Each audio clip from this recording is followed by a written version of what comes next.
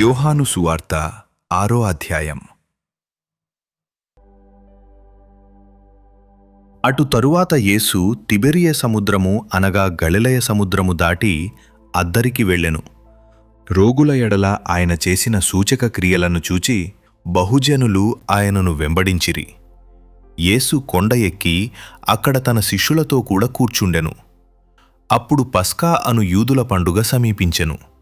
కాబట్టి యేసు కన్నులెత్తి బహుజనులు తన యొద్దకు వచ్చుట చూచి, వీరు భుజించుటకు ఎక్కడ నుండి రొట్టెలు కొని తెప్పింతుము అని ఫిలిప్పు నడిగెను గాని ఏమి చేయనయ్యుండెనో తానే ఎరిగియుండి అతనిని పరీక్షించుటకు అలాగడిగెను. అందుకు ఫిలిప్పు, వారిలో ప్రతివాడును కొంచెము కొంచెము పుచ్చుకొనుటకైనను 200 దేనారముల రొట్టెలు చాలవు అని ఆయనతో చెప్పెను. ఆయన శిష్యులలో ఒకడు అనగా సీమోను పేతురు సహోదరుడైన అంద్రెయ, ఇక్కడ ఉన్న ఒక చిన్నవాని యొద్ద 5 యవల రొట్టెలు 2 చిన్న చేపలు ఉన్నవిగాని ఇంతమందికి ఇవి ఏమాత్రము అని ఆయనతో అనగా యేసు జనులను కూర్చుండబెట్టుడని చెప్పెను. ఆ చోట చాలా పచ్చికయుండెను గనుక లెక్కకు ఇంచుమించు 5,000 మంది పురుషులు కూర్చుండిరి. యేసు ఆ రొట్టెలు పట్టుకొని కృతజ్ఞతాస్తుతులు చెల్లించి కూర్చున్నవారికి వడ్డించెను. అలాగున చేపలు కూడా వారికిష్టమైనంత మట్టుకు వడ్డించెను. వారు తృప్తిగా తినిన తరువాత ఏమీయూ నష్టపడకుండా మిగిలిన ముక్కలు పోగుచేయుడని తన శిష్యులతో చెప్పెను. కాబట్టి వారు భుజించిన తరువాత వారి యొద్ద మిగిలిన 5 యవల రొట్టెల ముక్కలు పోగుచేసి 12 గంపలు నింపిరి. ఆ మనుష్యుడు యేసు చేసిన సూచక క్రియను చూచి, నిజముగా ఈ లోకమునకు రాబో ప్రవక్త ఈయనే అని చెప్పుకొనిరి. రాజుగా చేయుటకు వారు వచ్చి తన్ను బలవంతముగా పట్టుకొనబోచున్నారని యేసు ఎరిగి మరల కొండకు ఒంటరిగా వెళ్ళెను. సాయంకాలమైనప్పుడు ఆయన శిష్యులు సముద్రమునొద్దకు వెళ్లి దోనె ఎక్కి సముద్రపుటద్దరినున్న కపెర్నహూమునకు పోవుచుండిరి. అంతలో చీకటాయెనుగాని యేసు వారి యొద్దకు ఇంకను రాలేదు.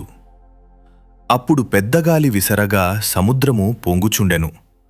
వారు ఇంచుమించు 2 కోసుల దూరము దోనెను నడిపించిన తరువాత యేసు సముద్రము మీద నడుచుచు తమ దోనె దగ్గరకు వచ్చుట చూచి భయపడిరి. అయితే ఆయన, నేనే, భయపడకుడి అని వారితో చెప్పెను.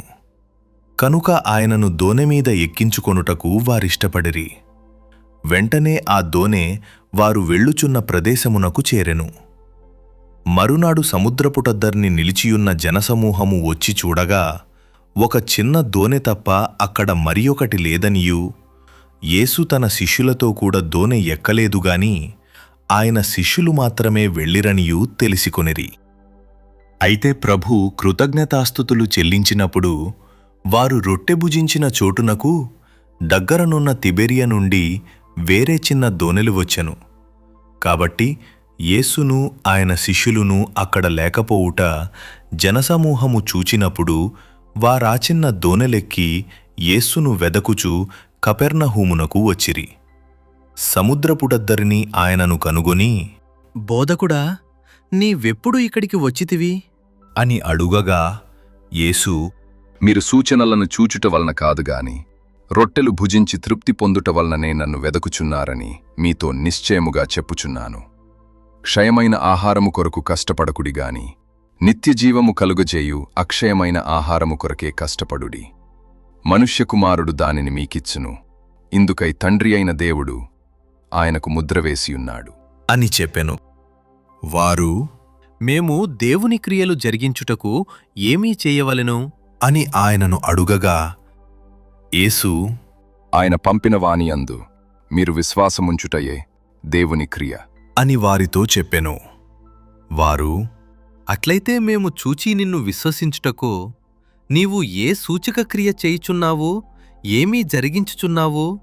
భుజించుటకు పరలోకము నుండి ఆయన ఆహారము వారికి అనుగ్రహించెను అని వ్రాయబడినట్టు మన పితరులు అరణ్యములో మన్నాను భుజించిరి అని ఆయనతో చెప్పిరి. కాబట్టి యేసు, పరలోకము నుండి వచ్చు ఆహారము మోషే మీకియలేదు, నా తండ్రియే పరలోకము నుండి వచ్చు నిజమైన ఆహారము మీకనుగ్రహించుచున్నాడు. పరలోకము నుండి దిగివచ్చి లోకమునకు జీవమునిచ్చునది దేవుడనుగ్రహించు ఆహారమయ్యున్నదని మీతో నిశ్చయముగా చెప్పుచున్నాను అని వారితో చెప్పెను. కావున వారు, ప్రభువా, ఈ ఆహారము ఎల్లప్పుడూ మాకు అనుగ్రహించుము అనిరి. అందుకు యేసు వారితో ఇట్లనెను, జీవాహారము నేనే. నా యొద్దకు వచ్చువాడు ఏమాత్రమును ఆకలిగొనడు. నాయందు విశ్వాసముంచువాడు ఎప్పుడును దప్పిగొనడు. మీరు నన్ను చూచియుండియు విశ్వసింపకయున్నారని మీతో చెప్పితిని. తండ్రి నాకు అనుగ్రహించువారందరును నా యొద్దకు వత్తురు. నా యొద్దకు వచ్చువానిని నేనెంతమాత్రమును బయటికి త్రోసివేయను. నా ఇష్టమును నెరవేర్చుకొనుటకు నేను రాలేదు. నన్ను పంపినవాని చిత్తము నెరవేర్చుటకే పరలోకము నుండి దిగివచ్చితిని. ఆయన నాకు అనుగ్రహించిన దాని అంతటిలో నేనేమియూ పోగొట్టుకొనక అంత్యదినమున దాని లేపుటయే నన్ను పంపినవాని చిత్తమయ్యున్నది.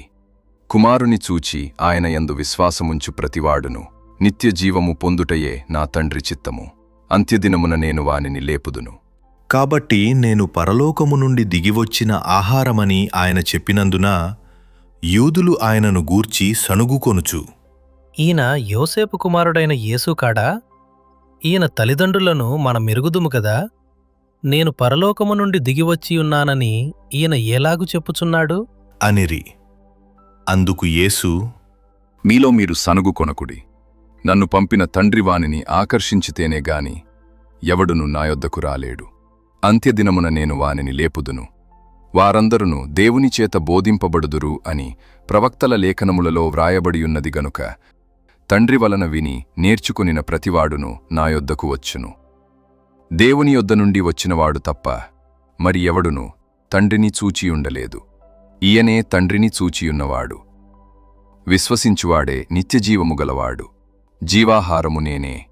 మీ పితరులు అరణ్యములో మన్నాను తినినను చనిపోయిరి. దీనిని తినువాడు చావకుండునట్లు పరలోకము నుండి దిగివచ్చిన ఆహారమిదే. పరలోకము నుండి దిగివచ్చిన జీవాహారమును నేనే. ఎవడైనను ఈ ఆహారము భుజించితే వాడెల్లప్పుడును జీవించును. మరియు నేనిచ్చు ఆహారము లోకమునకు జీవము కొరకైన నా శరీరమే అని మీతో నిశ్చయముగా చెప్పుచున్నాను అనెను. యూదులు ఈయన తన శరీరమును ఏలాగూ తిననీయగలడు అని ఒకనితో ఒకడు వాదించిరి. కావున యేసు ఇట్లనెను, మీరు మనుష్యకుమారుని శరీరము తిని ఆయన రక్తము త్రాగితేనే కాని మీలో మీరు జీవము గలవారు కారు. నా శరీరము తిని నా రక్తము త్రాగువాడే నిత్యజీవము గలవాడు. అంత్యదినమున నేను వానిని లేపుదును. నా శరీరము నిజమైన ఆహారమును నా రక్తము నిజమైన పానమునయ్యున్నది. నా శరీరము తిని నా రక్తము త్రాగువాడు నాయందును నేను వానియందును నిలిచియుందుము. జీవము గల తండ్రి నన్ను పంపెను గనుక నేను తండ్రి మూలముగా జీవించుచున్నట్టే నన్ను తినువాడును నా మూలముగా జీవించును. ఇదే పరలోకము నుండి దిగివచ్చిన ఆహారము. పితరులు మన్నాను తినియు చనిపోయినట్టు కాదు. ఈ ఆహారము తినువాడు ఎల్లప్పుడును జీవించునని నిశ్చయముగా మీతో చెప్పుచున్నాను అనెను.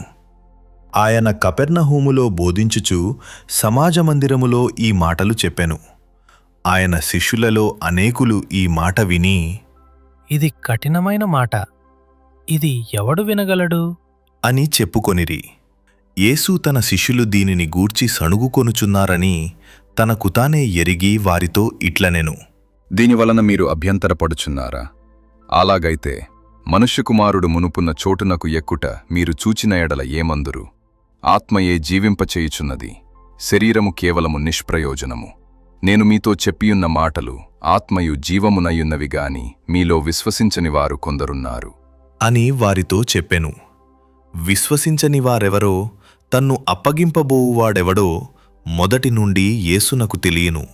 మరియు ఆయన, తండ్రి చేత వానికి కృప అనుగ్రహింపబడకుంటే ఎవడును నా యొద్దకు రాలేడని ఈ హేతువును బట్టి మీతో చెప్పితిని అనెను.